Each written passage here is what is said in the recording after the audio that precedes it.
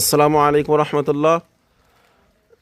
দেশ এবং প্রবাস থেকে যে যে স্থান থেকে দেখতেছেন আমাদের এই ভিডিওটা, আমাদের মাদ্রাসায় ছাত্রদের একটা অংশ, এখানে এই ছাত্রদের এই অংশটাকে আল্লাহর এক বান্দি, সে তার অপারেশন, সেই কারণে সে ছাত্রদেরকে কিছু হাদিয়া দিছে।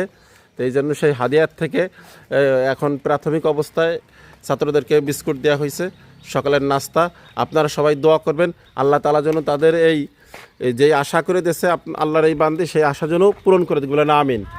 এবং তার আজকে অপারেশন, আল্লাহ তাআলা যেন এই অপারেশনকে সুস্থতার সাথে ভালো করুক এবং অপারেশনের মাধ্যমে তার পরিপূর্ণ যেন সুস্থ করে দিক, বলেন আমিন।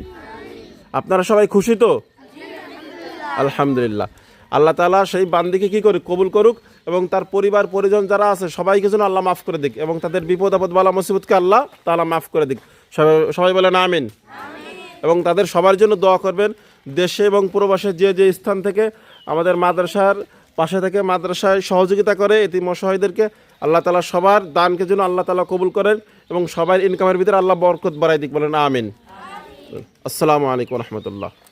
যান।